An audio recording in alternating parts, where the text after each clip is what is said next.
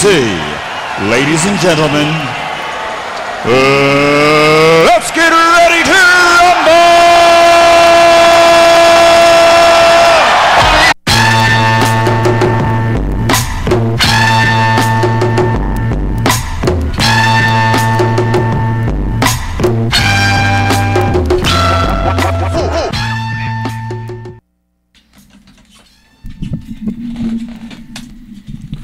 Good afternoon, WICR. Welcome back to another episode of Roommate Rivalry alongside me, my man Petey. Petey, how we doing, kid?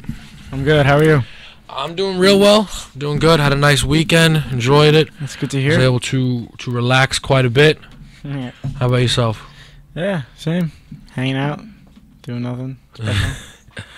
I think one of the big things about this weekend was Iona Basketball finally started.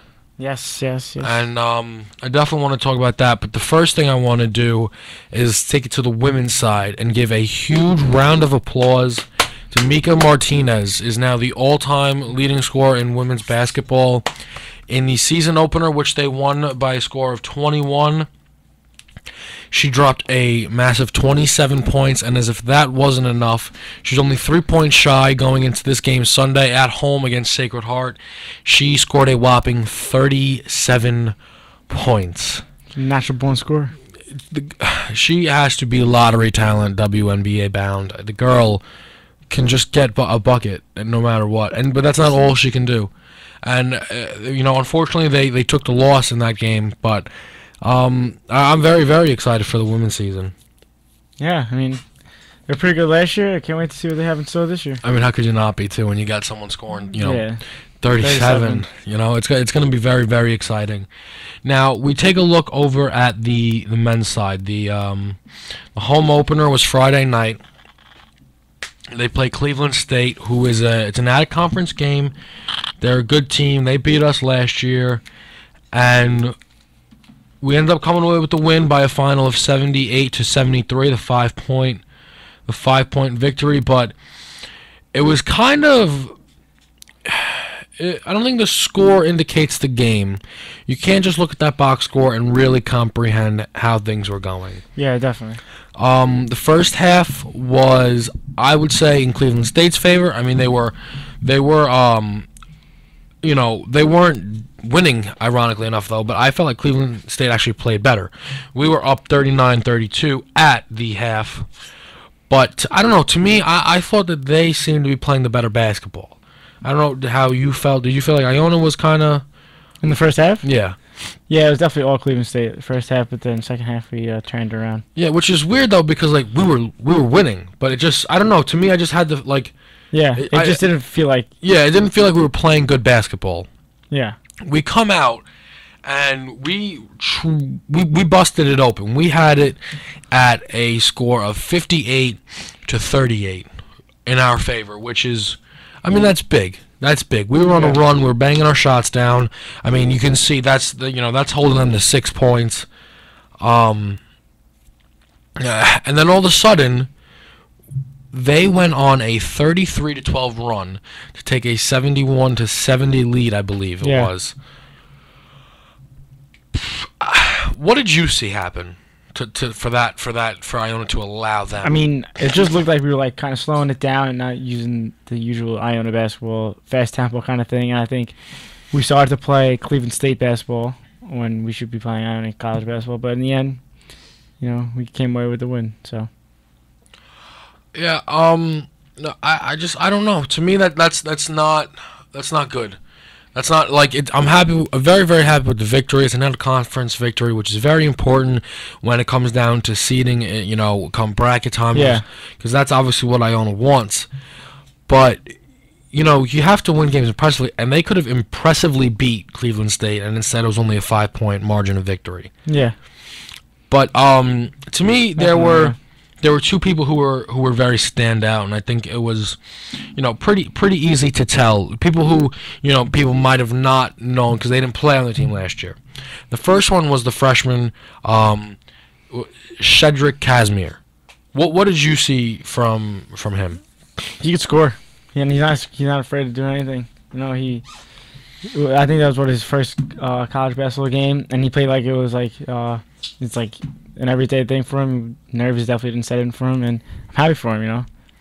Yeah, he looked calm. He looked calm. He didn't look scared of like he's been there before. The big moment, which I love because that was something I gave AJ a lot of credit for last year as a sophomore. Yeah. To me, he was one of the big leaders on the team. Yeah, without doubt, yeah. And I think you see that in Sed. Mm-hmm. He seems like he's definitely ready to play these big minutes because, you look at the kid. He's not tall. He looks like he's maybe 5'9". Where that might be generous. I don't know the exact measurements on the kid, but kid was not scared at all. There was no hesitation in his game. Yeah, none. And he was out there to play. He was out there to play, and I really like that. But to me, he wasn't the only person who showed a lot of promise. I liked a lot what I saw from Kelvin Almeo. Yes. This is a kid just looking at his build. That's a big boy. Yeah, he's a big boy. Very, big upper body. He's fast though. He has that. I'm not comparing him to, but he has that LeBron-esque build, of where he's extremely agile with a lot of power behind that. Mm-hmm. And definitely, he came off the bench for 8 points, but he did a lot of grunt work, which I really liked. Like the trench work. You know what I'm saying? He had a huge block. Oh wow, yeah. A huge block. Broke the wall. Tore the roof off the place with the crowd's reaction. But also, at one point, it looked like Iona kind of went into a box and one, where he was guarding their best player. And then they were confident enough to switch it up to a strictly man defense, and Kelvin was assigned the guy who, on Cleveland State, was, he was their best player. He was the one getting the buckets. Yeah. And that says a lot, because this is a kid who doesn't start. He's coming off the bench, and he played really, really well for Iona. I was very, very happy for the production that he gave. And he didn't play last year, right? No, he sat out. Yeah, so he's definitely a big addition to this year, and I think he's going to have a huge impact, especially on the team this year. Yeah. And, I think you saw what was good, though, because they let that lead slip away, but you saw their composure, and I think that's something that they have because of Lowry, AJ, and Isaiah Williams. Yeah, definitely. Yeah. They got some leaders. You look at the stat sheet. Probably player of the game would be Isaiah. 18, 4, and 7. Mm-hmm. With also a massive block. Oh yeah, that was a big one. He had as well some good a blocks. top 10 play. Yeah. But I really, really loved what I saw from the boys. I think that they have a lot of promise going forward. I'm extremely excited. And letting everyone know, tomorrow morning, 7 a.m., basketball and breakfast. There's a little event going on here at campus. If you can't make it out, though, on ESPN2, the Gales are taking on Wofford. That to me is awesome. That's just so. To play a game at 7 in the morning, watch your school play and cheer the boys on. And I think it's going to be a great game. I think it's going to be a lot of fun. Yeah, I'm going to be up watching it too. Yeah. Now we'll take the segue now over to the professional side of basketball. And I think there are two storylines to me that stand out specifically. And ironically enough, they're from two people who didn't play last year, and now everyone was very, very excited to see what they would be bringing to the table.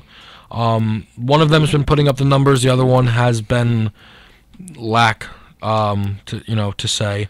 The first one I'm going to talk about is Derrick Rose. Everyone was extremely, extremely excited for the return, especially since this was like the second time, we had the anticipation of a return. Yeah. He's actually managed to get himself, bent day to day. He's missed a couple games. Mm-hmm. And he comes out with this statement saying, I'm trying to preserve my legs for life after basketball. He said, I don't want to be sore at my son's graduation. Yeah. What are your initial thoughts? I agree with it. It's just I wouldn't come out into the public and say it. I would just, keep it within my family, keep it within the team, because once you do that, then everyone starts criticizing you about how you're not healthy, which he's really not like his track history is not that healthy, but like it's just other stuff that just adds on to it, But like I totally agree with it, I wouldn't want to be sore at my son's graduation or whatever, and like at the end of the day, that his legs are what puts food on the table for his family and what keeps him like he drinks, sleeps, eats basketball, and like he wants to be playing it for the longest time that he could. So preserving his legs is what he has to do, then I'm all for it. Well, to me, first of all, I don't understand why he comes out and says this. Yeah, I don't know. That to me was come out and say a dumb move. Keep it on the down low. But this is what my pro. What do you mean preserve your legs? Didn't you just how when was the last time we saw Derrick Rose play basketball?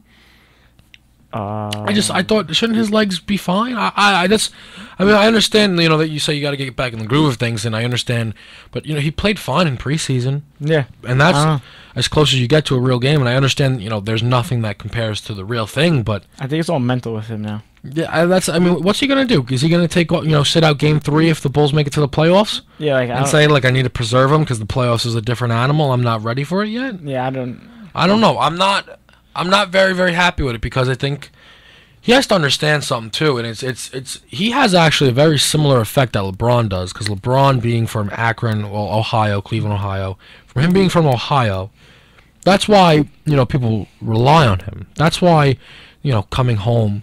Rose is from Chicago. Yeah, he's got the city on his back. The fans have been waiting for him for a long time, and for him to say, "Hey, listen, this is about me. This is about my health. You guys kind of are taking a back seat." Yeah. I don't like that.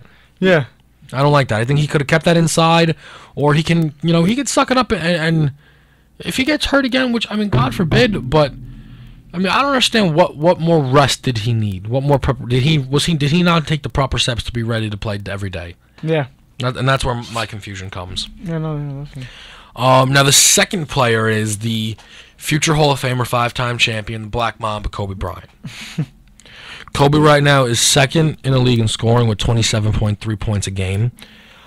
But there's one issue for Kobe Bryant. He's shooting 37% from the field. He is averaging that on 27 points a game on 24 shots a game.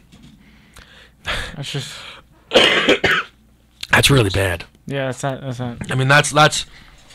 That's really poor, and it's not helping them win games. They're now currently on a 4-game losing streak. They've only got one win the whole season. Are they like 1 in 10?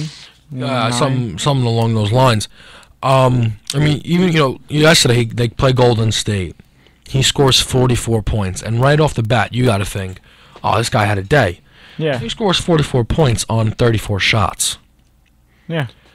They're shooting 44% from the field. 44% from the field isn't bad, but then you take a look at what he did against the Spurs. He scored 9, 1 of 14 shooting. Yeah. That's not even kind of good. It's really not. And that's not even anything to be happy about. If you're a head coach of the Lakers, what are you doing to correct this? Or do you think that this is actually their best chance to win games? I have no idea, because you can't tell Kobe not to shoot, because then I believe that Kobe was the one that got D'Antoni fired. So if a coach wants to save his job, you have to play by the Kobe rules, I guess. Right. So, I don't know if there's much you could do. Just I guess wait it out. I don't even know. What do you think? To me, I guess Kobe's gonna score until he can't, because if you look at it, say in this Golden State game, Boozer 3 for 13, Wesley Johnson 3 for 11, and then this is the only other person who took double-digit shots. Ed Davis was 5 for 10. He's not even a starter. I guess you could say well, what if he was getting other people's shots? But he's the best player on this team. Obviously, he's supposed to get his shots. But this is the thing that I don't. Jeremy Lin is the point guard. He only gets himself 2 shots, 1 assist.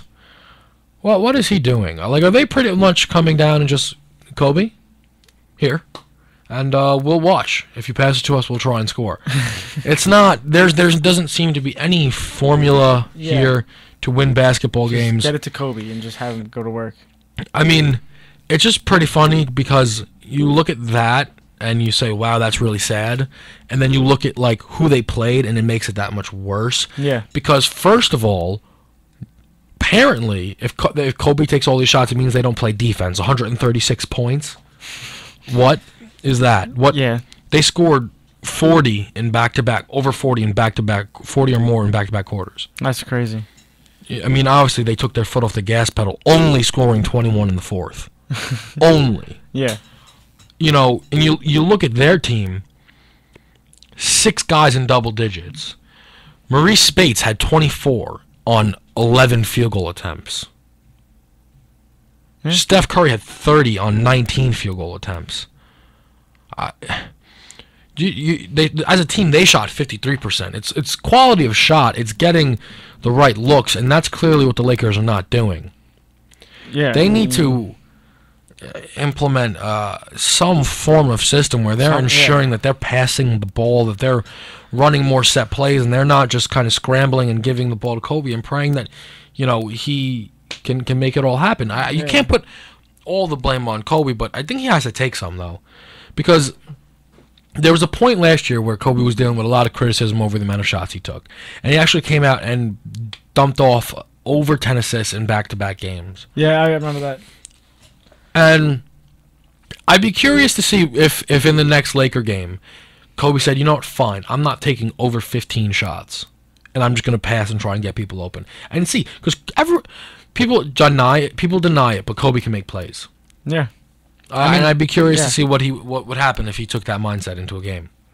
I mean, if he does that, like, only takes 15 shots a game, 15 shots the next game, and they get absolutely blown out, then I would just tell Kobe, you know, just do what you've been doing. No, well, yeah. I mean, because if that doesn't work, then I guess, I mean, you know, they're done for anyway. Yeah, their hope is realistically that Kevin Love, for some reason, doesn't sign back in Cleveland and comes to the Lakers. Getting a lottery pick next year. Yeah, and like a couple of them, and hoping that Julius Randle pans out. I mean, to me, outside of a miracle free agent signing, Kobe's not going to get 6. Yeah, that's how I look at it. Yeah. But I do want to quickly, before we take this first break here, just say, do you think that LeBron James is putting his foot on the gas pedal here, and he's now ready to really, really get in full stride? If you look at his last 3 games, if I could just read you the numbers. Against New Orleans, 32 points, 9 assists, 11 rebounds.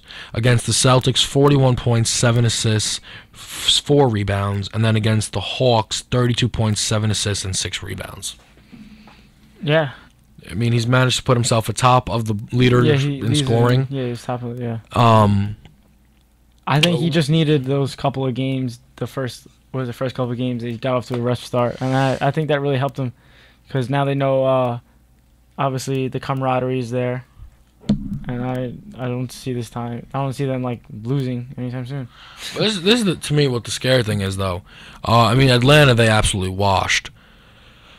They gave 121 to the Celtics and 111 to the Pelicans. And even you go back further, they gave up 101 to the Nuggets, 102 to the Jazz. Yeah. They're not playing defense. Not at all. Not at all. And to me, I thought that LeBron was actually going to go out and get himself Defensive Player of the Year. I thought he was going to take a big, step back and hold the defense down. Mm. They got a lot of issues to solve, this Cavs team, to me. Yeah, I mean, you're not going to... I mean, once playoff time comes... and you let up 121 points, 111 points. It's hard to do that, especially if you're the away team. It's hard to match that. So, I mean, it's LeBron. I think they'll get it back.